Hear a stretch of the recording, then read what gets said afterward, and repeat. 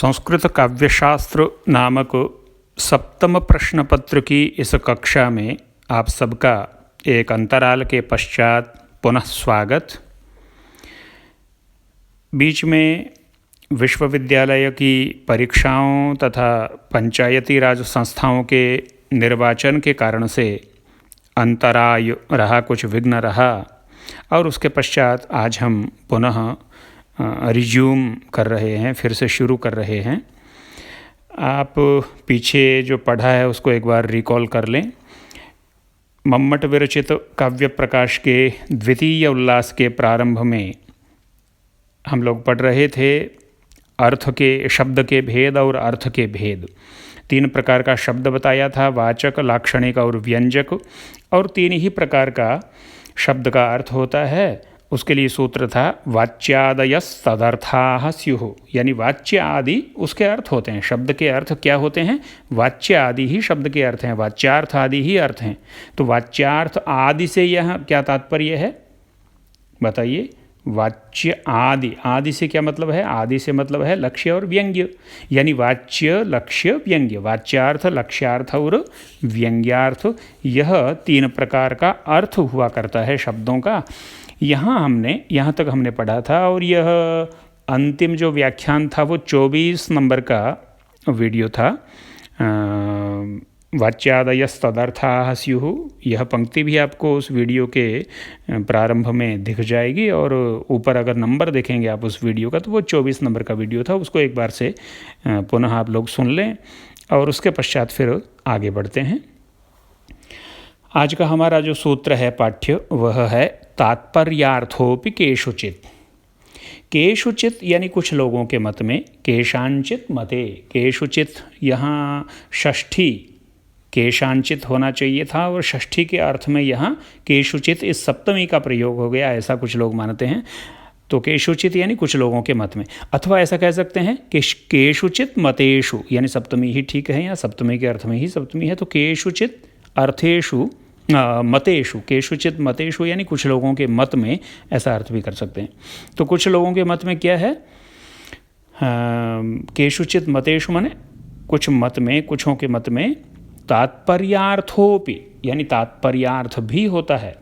अर्थ की बात चल रही थी कि वाच्यादयस्तदर्थाः स्युः, वाच्य, लक्ष्य और व्यंग्य, यह 3 ही प्रकार का अर्थ होता है शब्द का। यह जो बात हुई थी उसी क्रम में, उसी प्रसंग में आगे कह रहे हैं कि कुछ लोगों के मत में एक और अर्थ भी हुआ करता है।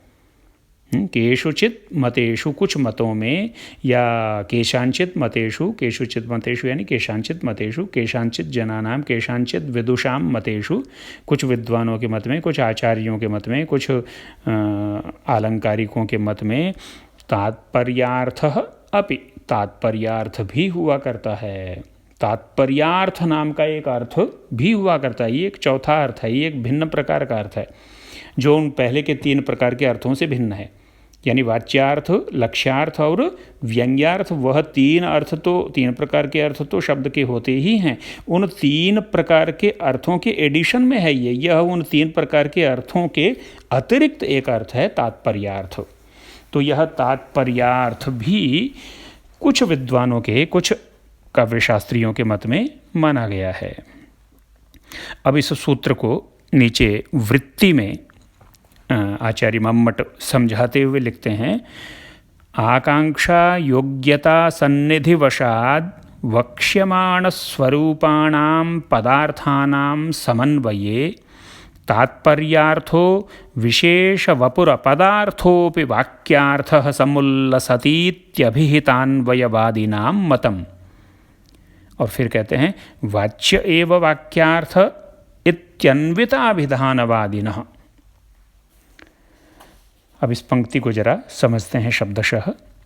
आकांक्षा योग्यता सन्निधि वशाद, आकांक्षा योग्यता और सन्निधि, आकांक्षा योग्यता सन्निधि, इनके कारण से, सन्निधि वशाद, आकांक्षा वशाद, योग्यता वशाद और सन्निधि वशाद, ये तात्पर्य है। क्योंकि ये द्वंद्व समास है, आकांक्षा च, योग्यता च, सन्निधिश्च।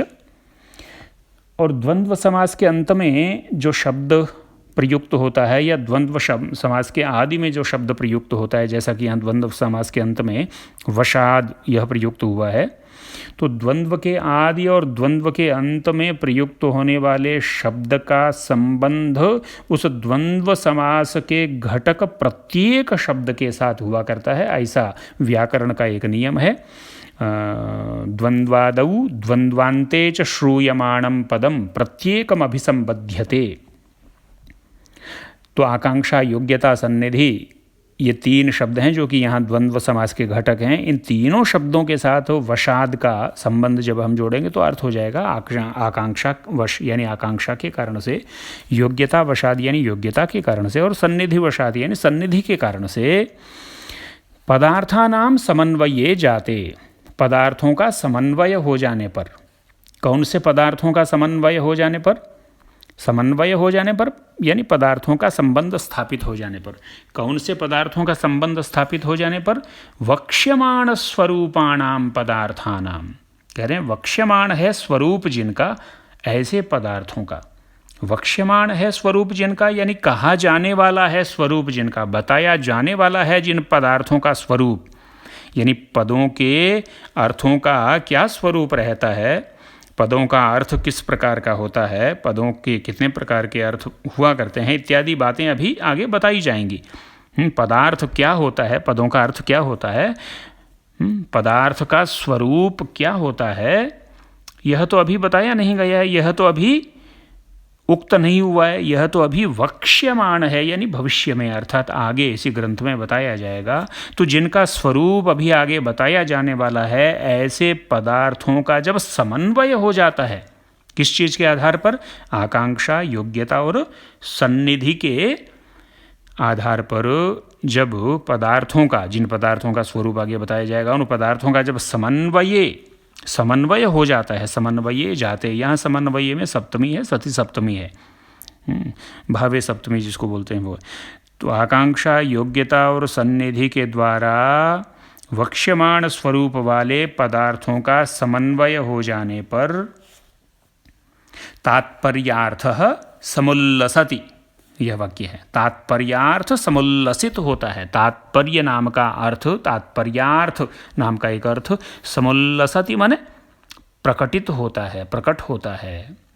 और वह तात्पर्यार्थ कैसा होता है? तो कहा विशेष वपुः, वह तात्पर्यार्थ विशेष वपु वाला है। वपु माने उसका शरीर, उसका आकार, उस तात्पर्यार्थ का जो आकार है वह विशेष है, यानी वह विलक्षण है, वह विशेष प्रकार का आकार उसका होता है। सामान्य अर्थ नहीं है तात्पर्यार्थ, पदार्थ मात्र नहीं है तात्पर्यार्थ, बल्कि तात्पर्यार्थ जो है वह विलक्षण आकार वाला एक अर्थ है, जो कि पदार्थोपि, पदार्थ होते हुए भी वाक्यार्थ है। तात्पर्यार्थ जो है वह पदार्थ तो है, लेकिन पदार्थ मात्र नहीं है, केवल पदार्थ नहीं है। तात्पर्यार्थ जो है वह तो विशेष वपु है, अर्थात विलक्षण स्वरूप वाला है। इसलिए पदार्थ होते हुए भी वह एक अलग प्रकार का अर्थ है, जिसको कि वाक्यार्थ कहते हैं, और इसी को तात्पर्यार्थ कहते हैं। यह तात्पर्यार्थ समुल्लसति माने प्रकट होता है। इति यानी ऐसा अभिहितान्वयवादिनाम मतम, यह अभिहितान्वयवादियों का मत है। इस मत को अभिहितान्वयवाद कहते हैं। अर्थात अभिहितान्वयवादियों का मत यह है कि आकांक्षा, योग्यता और सन्निधि के द्वारा जब पदार्थों का समन्वय हो जाता है, तो पदार्थों का, पदों के अर्थों का समन्वय हो जाने पर तात्पर्यार्थ नाम का एक विशेष प्रकार का, एक विलक्षण स्वरूप वाला अर्थ प्रकट होता है, जो कि अपदार्थोपि, मैं पदार्थो बोल गया था पहले इसको, ये दरअसल अपदार्थोपि लिखा हुआ है। अपदार्थोपि यानी पदार्थ मात्र नहीं होता है, केवल पदार्थ नहीं होता है, लेकिन फिर भी वाक्यार्थ होता है। वह केवल पदार्थ नहीं होता, वह वाक्य में आए हुए पदों का अर्थ केवल नहीं है अपितु वाक्य का अर्थ है। ऐसा यह अर्थ तात्पर्यार्थ कहलाता है और यह तात्पर्यार्थ प्रकट होता है पदार्थों के ही द्वारा समन्वय होने पर, ऐसा अभिहितान्वयवादियों का मत है। और इस मत के विपरीत दूसरा मत अभिहितान्वयवादियों का मत है और उनका कहना है कि वाच्य एवं वाक्यार्थ है, कि भाई जो वाच्यार्थ है वही वाक्यार्थ है, वाच्यार्थ ही वाक्यार्थ है। इति अन्विताभिधानवादिनः, यह अन्विताभिधानवादियों का मत है। यानी इस तात्पर्यार्थ के विवेचन के प्रसंग में यहाँ दो मतों का विवेचन आचार्य मम्मट ने कर दिया है। एक अभिहितान्वयवाद नाम का मत या सिद्धांत और एक अन्विताभिधानवाद नाम का सिद्धांत। दो ये वाद या ये दो सिद्धांत यहाँ विवेचित हैं, अभिहितान्वयवाद और अन्विताभिधानवाद। इनमें से अभिहितान्वयवाद यह जो सिद्धांत है इस पर पहले चर्चा हम करेंगे यहाँ, लेकिन अभिहितान्वयवाद पर चर्चा करने से भी पहले कुछ शब्दों को आप समझ लें। एक तो ये समझ लें कि जो शब्द होता है वह अभिधा, लक्षणा अथवा व्यंजना वृत्ति से किसी एक अर्थ को कम से कम प्रकट करता है, और जो शब्द अर्थ को प्रकट करता है वही सार्थक शब्द क्या कहलाता है, पद कहलाता है। पद को समझना जरूरी है क्योंकि यहाँ बात आ रही है पदार्थ की, है ना। तो पदार्थ को समझने से पहले पद को समझना पड़ेगा। पद किसको कहते हैं? पद की एक परिभाषा आई है, पद का लक्षण आया है काव्यशास्त्र में या व्याकरण में, शक्तम पदम।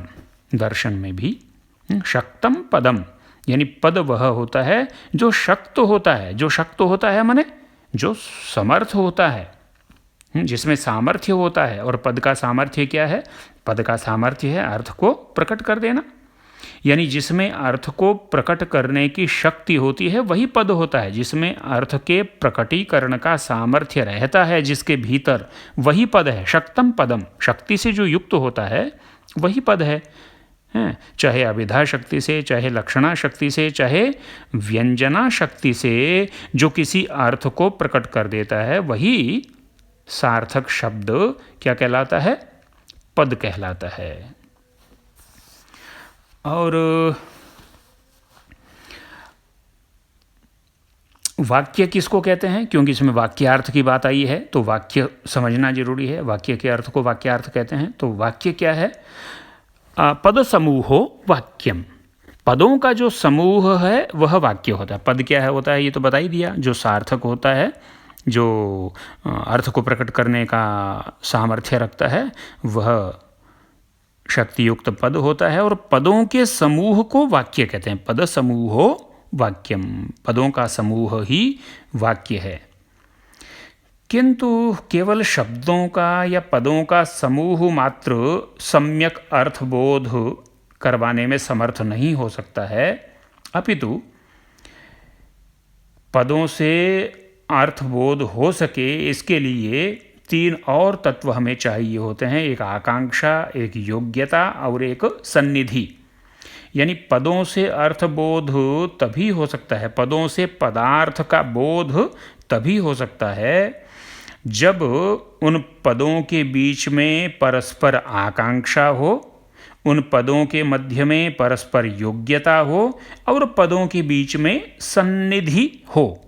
आकांक्षा, योग्यता और सन्निधि, ये तीन विशेषताएं जब पदों में होती हैं तो ही पदों से अर्थ प्रकट हो पाता है, तो ही शब्दों का परस्पर अन्वय हो पाता है और सम्यक अर्थ का बोध हो पाता है।